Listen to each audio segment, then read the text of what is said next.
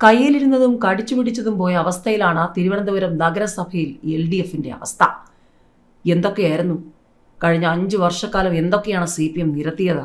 ഒന്നും ഏശിയില്ലെന്ന് മാത്രമല്ല, കനത്ത തിരിച്ചടി. 45 വർഷം CPMനൊപ്പം ഇടതിനൊപ്പം ചേർന്ന് സഞ്ചരിച്ച നഗരസഭ ഒടുവിൽ CPMനെ കൈവിട്ടു എന്ന് മാത്രമല്ല, ആദ്യമായി BJP നയിക്കുന്ന NDA അധികാരത്തിലെത്തുകയും ചെയ്തു. എല്ലാത്തിനും കാരണം മേയറെന്ന് ഇപ്പോൾ ആഞ്ഞടിക്കുകയാണ് CPMന്റെ സഖാക്കന്മാർ തന്നെ. ഒരു കാലത്ത് ഏറ്റവും പ്രായം കുറഞ്ഞ മേയറെ അവതരിപ്പിക്കുന്നുവെന്ന് അഭിമാനത്തോടെ പറഞ്ഞ CPM ഇപ്പോൾ വീണ്ടും ആവർത്തിക്കുകയാണ്. ഇപ്പോൾ അത് വലിയ തിരിച്ചടിയായിപ്പോയെന്ന്. മേയർ ആര്യ രാജേന്ദ്രന്റെ നിലപാടുകളാണ് കടുത്ത തിരിച്ചടിക്ക് കാരണമെന്ന് തിരുവനന്തപുരം CPMന്റെ പാർട്ടി യോഗത്തിൽ ആഞ്ഞടിക്കുമ്പോൾ ആര്യ രാജേന്ദ്രനാണെങ്കിൽ യോഗത്തിൽ പങ്കെടുക്കുന്നുമില്ല. CPMന്റെ സംസ്ഥാന സെക്രട്ടറി MV ഗോവിന്ദൻ പങ്കെടുത്ത യോഗത്തിൽ ആര്യ രാജേന്ദ്രൻ വിട്ടുനിന്നു. അങ്ങനെ CPMന് വലിയ ചോദ്യങ്ങളാണ്. തോൽവിക്ക് കാരണം മേയർ ആയിരുന്നപ്പോഴുള്ള ആര്യയുടെ ഇടപെടൽ. CPM ജില്ലാ കമ്മിറ്റി യോഗത്തിനെത്താതെ ആര്യ രാജേന്ദ്രൻ. CPM സംസ്ഥാന സെക്രട്ടറി MV ഗോവിന്ദൻ പങ്കെടുത്ത യോഗത്തിൽ ആര്യ രാജേന്ദ്രൻ എത്തിയില്ല. തിരുവനന്തപുരം കോർപ്പറേഷനിലെ തോൽവിയുമായി ബന്ധപ്പെട്ട് CPM ജില്ലാ കമ്മിറ്റി യോഗത്തിൽ മുൻ മേയർ ആര്യ രാജേന്ദ്രന് രൂക്ഷ വിമർശനം. തോൽവിക്ക് പ്രധാന കാരണം മേയറായിരുന്ന ആര്യ രാജേന്ദ്രന്റെ ഇടപെടലാണെന്നാണ് വിമർശനം. തോൽവിക്ക് ഇടയാക്കിയത് ആര്യ രാജേന്ദ്രൻ മേയർ സ്ഥാനത്തിരുന്ന് നടത്തിയ ഇടപെടലുകളാണെന്നും പാർട്ടിക്ക് അനുകൂലമായ നിലപാടുകളല്ല ആര്യ രാജേന്ദ്രൻ സ്വീകരിച്ചതെന്നും യോഗത്തിൽ വിമർശനമുയർന്നു. തദ്ദേശ തെരഞ്ഞെടുപ്പ് അവലോകനത്തിന്റെ റിപ്പോർട്ടിങ്ങിനാണ് ജില്ലാ കമ്മിറ്റി യോഗം വിളിച്ചത്.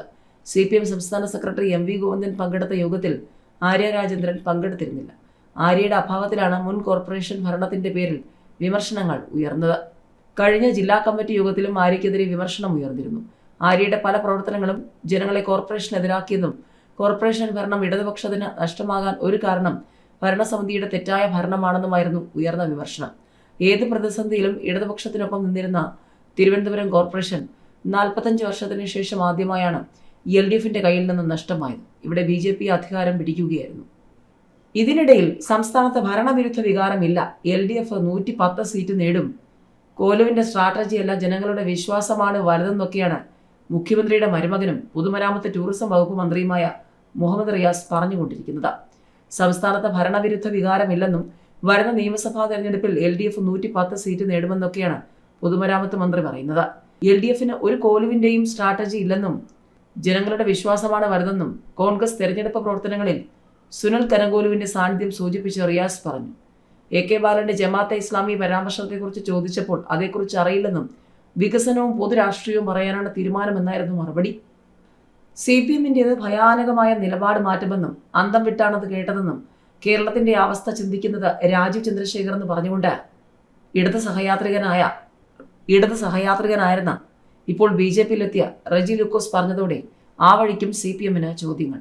7 വർഷം മുൻപ് CPM അംഗത്വം എടുത്തതാണെന്നും പാർട്ടി അംഗമല്ലെങ്കിൽ പിന്നെ എങ്ങനെയാണ് 2021 ജില്ലാ സമ്മേളനത്തിൽ കടുത്തുരുത്തി ഏരിയയിൽ നിന്നുള്ള പ്രതിനിധിയായി പങ്കെടുത്തതെന്ന് CPM നേതൃത്വം വിശദീകരിക്കണമെന്നും BJPയിൽ അംഗമെടുത്ത മുൻ ഇടത് സഹയാത്രികൻ റെജി ലൂക്കോസ് പറഞ്ഞു.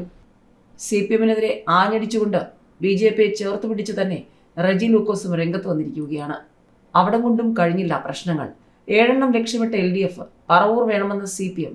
എറണാകുളത്തെ ഇടത് പ്രതീക്ഷകൾ ഒരു വശത്ത് ചർച്ചയാകുമ്പോൾ തിരുവനന്തപുരം കോവളം RJDക്ക് അവകാശപ്പെട്ടതെന്നും കോടിയേരിയുടെ ഉറപ്പ് CPM പാലിക്കണമെന്നും LDFൽ ഞങ്ങൾക്കാണ് 4ാം സ്ഥാനമെന്ന് പറഞ്ഞ RJDയും രംഗത്തുണ്ട്.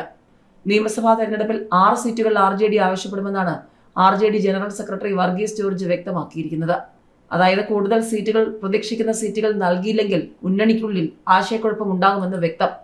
ഇതിനിടയിൽ എറണാകുളം ജില്ലയിലെ സിറ്റിംഗ് സീറ്റുകളിൽ നിലവിലെ MLAമാർ തന്നെ ഇടതുമുന്നണി വീണ്ടും മത്സരിപ്പിച്ചേക്കും.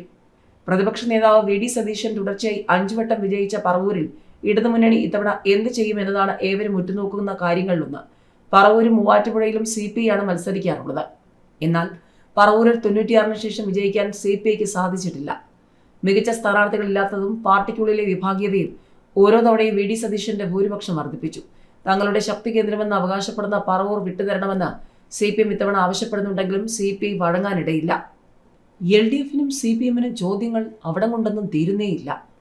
തൊണ്ടിമുതൽ കേസിൽ CPMനും LDFനും നാണക്കേടായി മാറിയിരിക്കുകയാണ് ആന്റണി രാജുവിന്റെ കേസിലുണ്ടായിരിക്കുന്ന വഴിത്തിരിവ്. തൊണ്ടിമുതൽ കേസിൽ MLA സ്ഥാനത്തിന് പിന്നാലെ അഭിഭാഷക പട്ടവും നഷ്ടമാകുമോ എന്ന ചോദ്യമുണ്ട്. ഏതായാലും ആന്റണി രാജുവിന് നിർണായകമാണ്. അച്ചടക്ക നടപടി ബാർ കൗൺസിൽ തീരുമാനിക്കും. തൊണ്ടിമുതലിൽ കൃത്രിമം കാണിച്ച കേസിൽ ശിക്ഷിക്കപ്പെട്ടതിനെ തുടർന്ന് MLA സ്ഥാനം നഷ്ടമായ മുൻമന്ത്രി ആന്റണി രാജുവിനെതിരെ ബാർ കൗൺസിൽ അച്ചടക്ക നടപടി പരിഗണിക്കുന്നു. അദ്ദേഹത്തിന്റെ അഭിഭാഷക പട്ടം റദ്ദാക്കണമോ എന്ന് 3-അംഗ സമിതി തീരുമാനിക്കും. ഏതായാലും സംസ്ഥാന സർക്കാരിലെ മന്ത്രിയായിരുന്ന MLA ആയിരുന്ന ആന്റണി രാജുവിന്റെ കേസിലുണ്ടായിരിക്കുന്ന നടപടികൾ സംസ്ഥാന സർക്കാരിനും LDF-നും CPM-നും കൂടി ചോദ്യമായി മാറിയിട്ടുണ്ട്.